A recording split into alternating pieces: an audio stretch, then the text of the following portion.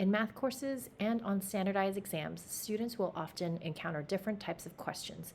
In this math workshop, we'll go over what to expect with questions involving grid items. So grid items appear on the CASP and refer to questions that require students to interact with the screen. There are 3 types of grid items: drag and drop, hotspot, and graphing.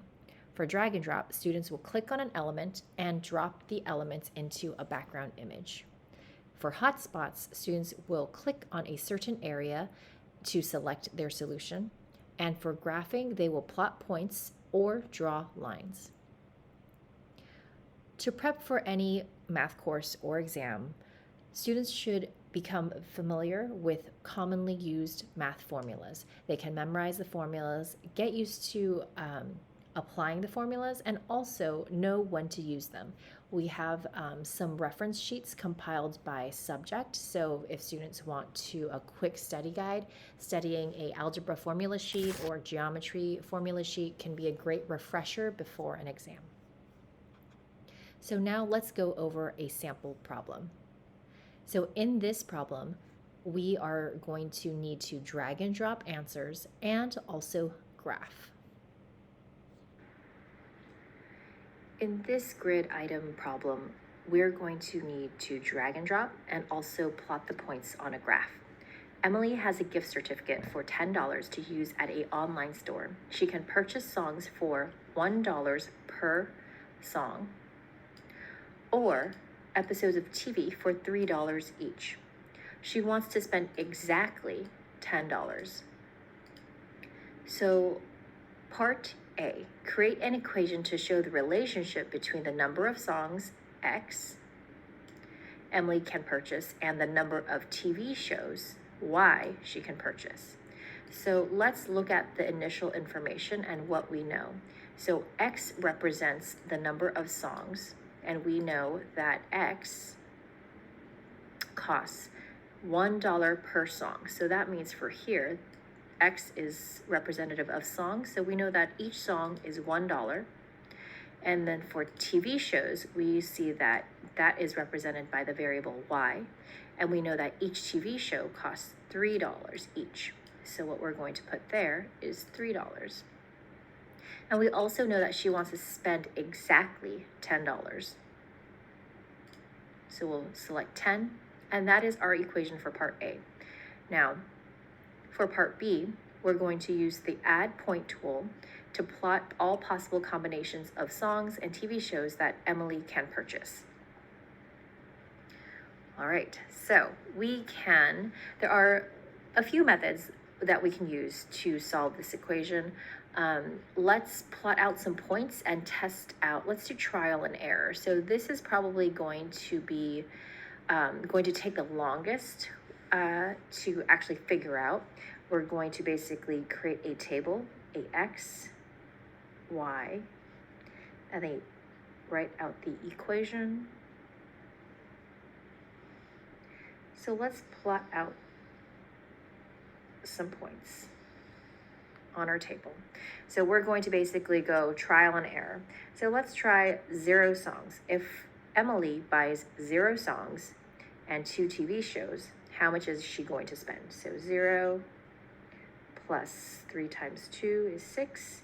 That's going to mean she's going to spend $6.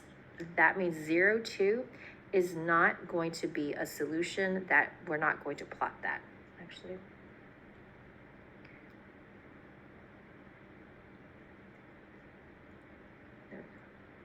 All right, so let's try another point. So let's try pretty close. So let's try 0 and 3 TV shows. So we're going to get 0 and 9, which is 9. Again, that is incorrect. We want to spend, or Emily wants to spend exactly $10. So she doesn't want to get close to $10. She wants exactly, and we are unable to get there. So that means 0 and 3 does not work. So let's try another value. We're pretty close. So maybe if we buy 1 song and 3 TV shows, we're going to get exactly $10. So she can spend exactly $10 if she buys 1 song and 1 or 3 TV shows. So let's try some other points. So again, you can see we've already tried 3 points. We've only gotten 1 answer correct so far, or 1 point to plot. So we're going to basically keep going. Let's try, what if she buys 2 songs? And maybe let's try 2 TV shows. So that's going to be 2 plus 6, which gives us 8. So that's not quite it. So as you can see, it's taking quite a while to check points. You can look at this and try to, you could try to guess some more numbers. It is a linear equation, so it's a little bit easier than most. I wouldn't recommend guessing and checking because this can take forever. But because I'm a math teacher, I can probably eyeball it. And let's see, let's try 4 songs. Let's try 4 songs and 2 TV shows because we're almost there. We just need $2 more. So let's go that way. 4 plus 6, we're going to now get 10 songs. So that is a point that we can graph. Let's see, if we do 5 songs, let's try 5 songs and maybe 1 TV show. Ooh, not quite. We are close again. So we got to 8 again. So that means we need 2 more. So let's try 7 songs. Because each song is $1, so we need 2 more here. Let's try 7 songs and 1 TV show. And then we're going to get 7 plus 3 equals 10. So that works. So that point is a point that we can plot.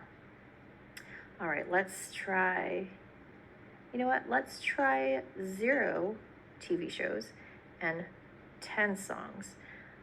So that's going to give us 10 plus 0, which gives us 10. So yep, that is a point on our graph. So now we see that we have identified 4. You can keep going. We haven't tried 5, 6, 7, 3 songs and different combinations. So there can be a lot of different answers. So we're not sure if this is the final list, but I'm pretty confident that it is. So we can take these points now and plot them on our graph. So our first coordinate is 1, 3. So we're going to click that add button or add point button.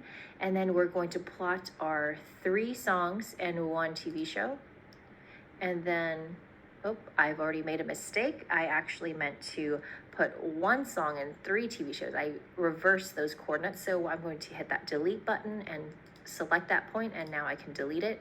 So I actually meant to put 1 song and 3 TV shows. And then our other point is 4 songs and 2 TV shows.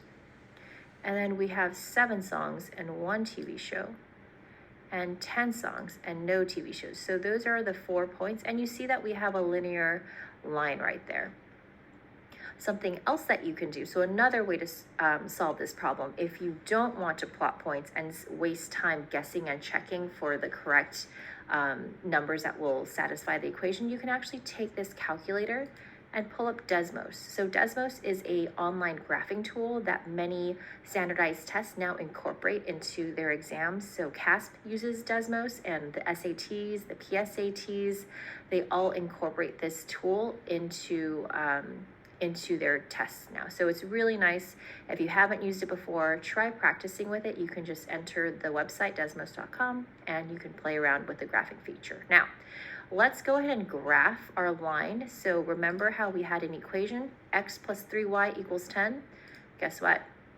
If we type in x plus 3y equals 10, I have my graph.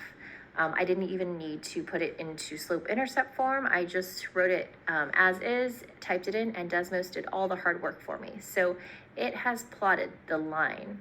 And notice how that means every single point on this line is a solution. However, we can't buy half a CD, and we can't buy 0.333, a third of a TV show. So what we're going to do is look at the graph and try to pinpoint where the points are.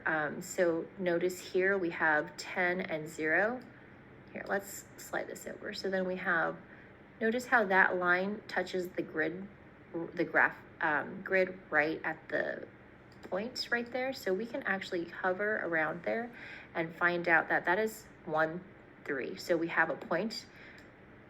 Then we could do the same thing. Notice that graph touches right there. Again, that's 4, 2.